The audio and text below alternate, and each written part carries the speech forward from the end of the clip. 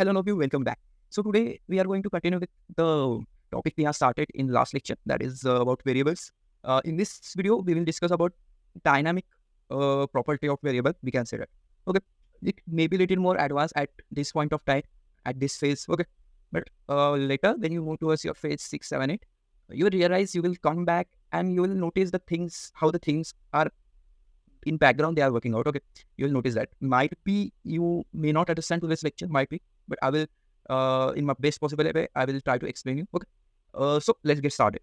So start with code without wasting time. We can I'm define one variable a. Let's variable a has value 10, and as said print.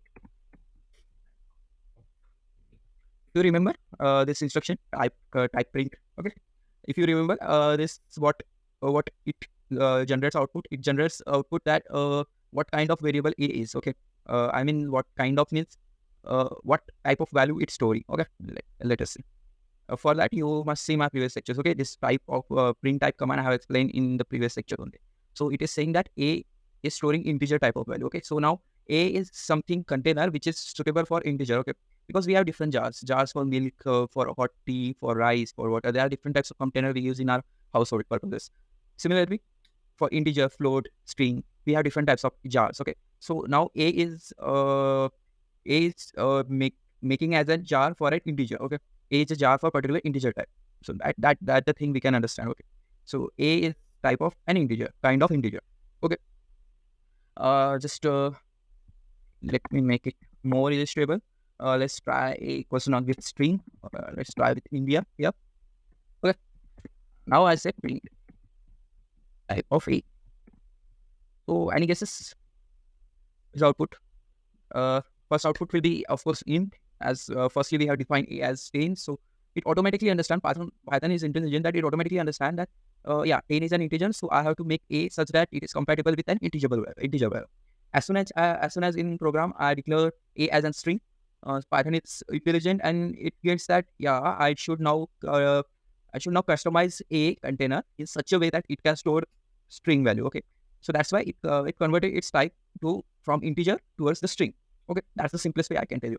And one thing you may notice, neither we have a tool to Python or the compiler or the computer that just change the type of container or the what we can say properties of container. We do not tool to that compiler. Okay, neither we like neither we commented or anything, not a commented, neither we give any hint to compiler, so you can so you should convert now. It gets automatically converted from integer type of jar to string type of jar. So this type of conversion is nothing but dynamic typing. Okay, so let's this was the topic for today's video, that is dynamic typing. Usually the first line is dedicated to write what happening in the program. All the programmers do that. I have no in my previous I explaining what is commenting in my previous video also. So you should always comment out what you are doing. So the first line is always dedicated to write what program we are going to write below that. So we are today writing about what we are writing. We are writing about dynamic programming. So we can say that we are trying to illustrate. Okay. We are trying to illustrate what we are trying to illustrate. That what is called the dynamics. Okay. We are trying to illustrate what we call the dynamic typing. Okay, that's I think grammatically correct. So here typing doesn't mean the keyboard typing or the hardware typing. Here typing is the noun form of verb type. Okay, so here dynamic means dynamic stands for things that can change. Okay, we say now this the person that's sitting next to me is a very dynamic personality. Means they can adapt any type of change within them. Okay, they are multi-purpose person. They can act as an actor. They can act as a singer. They can act as an entrepreneur. They can act as an we can say whatever dancer. So they can out of any type of thing. So dynamic stands for things that can change. And here what is changing? Variable is changing. Variable is changing automatically. That's why we states that dynamic typing. Okay, do not stress yourself. Even if you do not understand at this point of time, you will understand it soon. Okay. So to illustrate or to get more insight about what is dynamic typing, we will take one more example. Okay. Indeed, it is a very simple video. Okay. Let's take now I will initiate n equals to 10. Then what I will do, I will see what type of n is. Of course, it is an integer type. Now we will see, not now I will divide n, let's say by, sorry, let's say by,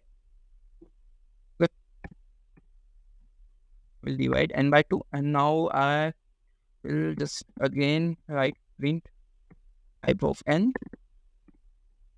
In the previous example illustration, let me write first. First, now I will say print. So I will say print n. Right. With the previous illustration, the string that is say the data type A, or we can say, I mean by data type, the variable A is changing its type or its properties, okay, dynamically, means without defining them, or we do not command to computer to change it. Okay, it changes that dynamically with the help of variable, or we can say data type we define in variable. Okay, but here the data type will dynamically change with the help of an operator, that is division operator. Okay, let's see that. So let me clear this output. Okay, the first n is an integer, that's why the type of n will be an integer. Then we simply print n again. Okay, so it is 10. So as soon as we divide n by 2, the type of n changes to float. Okay, and when we print n, the answer is also in a float type, that is 5.0. The difference between integer and float is integer only can contains integer value, that is 1, 2, 3, 4, 5, 6, and the float can contains all the real numbers, that is we can say 0.2, where point decimal number we can if we take it as is a simple way. Okay, so here as soon as I divide, it changes dynamically its type of jar, okay, we can, or container. It changes the properties of an n. Okay, so why it is changing? Python is, say, people at that time are so much intelligent that they come up with this mind, like, see here, as soon as we divide, I hope here is n equals to 10, but might be some part of time where n equals to 3. Okay, that's 3 divided by 2 will be 1.5 if we want whole quotient, okay, not an integer part of quotient.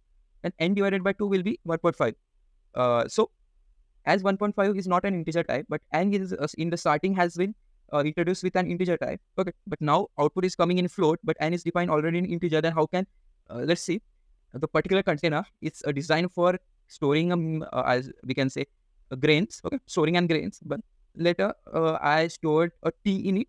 Okay, I stored t in it. So how can it can consume, or we can say adopt t? Okay, the hotness of t and the liquidity of t. It cannot adopt all the things.